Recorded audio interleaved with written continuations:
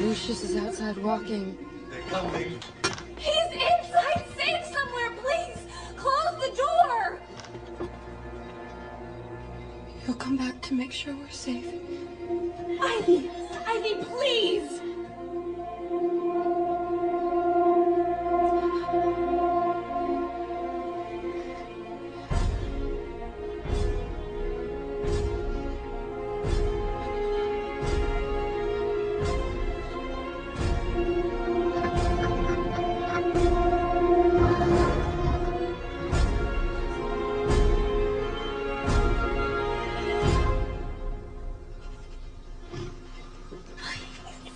No.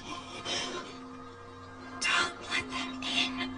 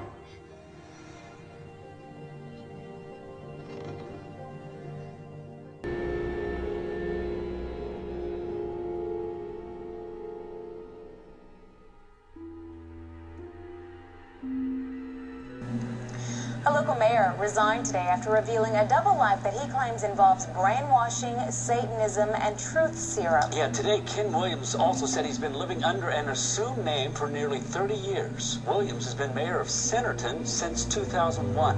Melissa Kelly joins us live. Melissa, Ken Williams is the assumed name. And he assumed that name when he moved to Centerton in 1980. He was born Don LaRose and says in the mid-70s he was a preacher in Indiana when he disappeared. Williams says he was abducted by Satan worshippers, brainwashed, and forgot all about his life as Don LaRose. He says his memories as Don LaRose were lost until he was given a truth serum injection. When he got parts of his memory back, he says he realized he had a wife and 2 kids, but decided to leave and take on a new identity to protect them. Today, residents of Centerton learned his story of leading a double life, and Ken Williams turned in his resignation as mayor. By mid-morning in Centerton, a newspaper was tough to find. People across town were trying to get their hands on the front page. I didn't know what to think. I met the gentleman, and I had no idea he was leading a double life. People want to know why Ken Williams has lived 27 years under an assumed name. Williams says he had to leave his former life as Don LaRose. I had a choice. The choice was to watch my family killed in front of my eyes, or to go with these people. And I chose instead to run. He wouldn't explain who he was running from, but says he was brainwashed. I had had multiple shock treatments. It took about 5 years to get most of my memory back. Don LaRose eventually took on the identity of Bruce Kent Williams, the name of a man who died in a car accident in 1958. I don't know of any laws that I've broken. Today, Williams stepped down as mayor of Centerton. It's a matter of credibility. And I guess in a sense, you'd have to say that I was living a lie. His letter of resignation was signed with 2 names. Sincerely and with thanks, Kent Williams / Don LaRose. As people from coffee shops to the barber shop continued to wonder about the story, I was shocked, surprised. Kent Williams offered this explanation to the city of Centerton. What happened in 1980, whether it was right or wrong, what I did it under threat for the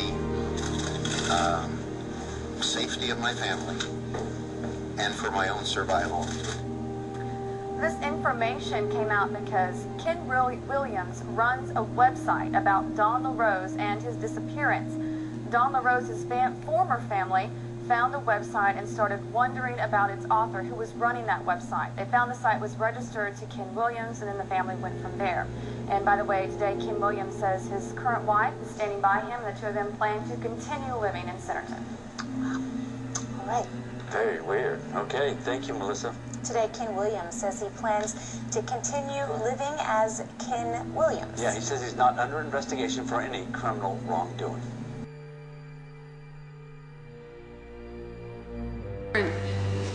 Organizations that are affected with mind control, that we cannot be misled into believing that it's just one particular group of people or another. We can't even say that this is Democrats or Republicans. No. This has nothing to do with party lines. What it has to do with is a New World Order agenda.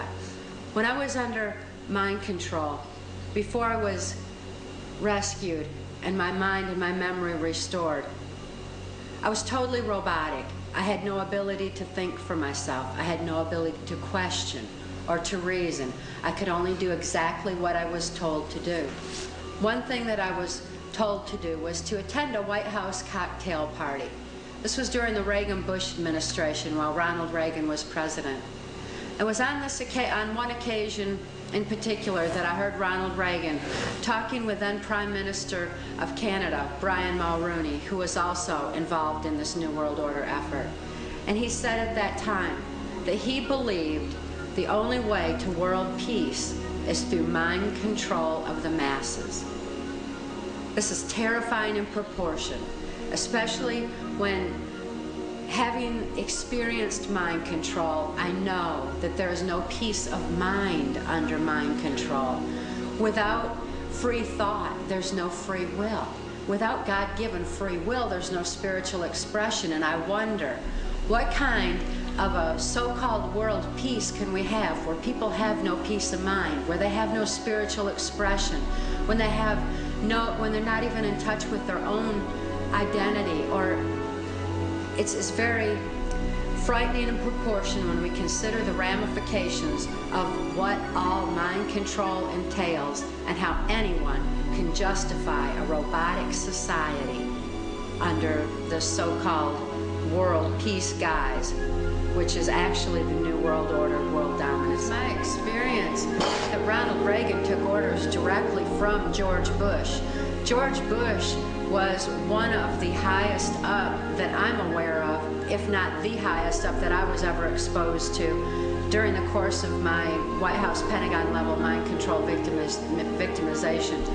George Bush began with the United Nations. He went on to head our CIA.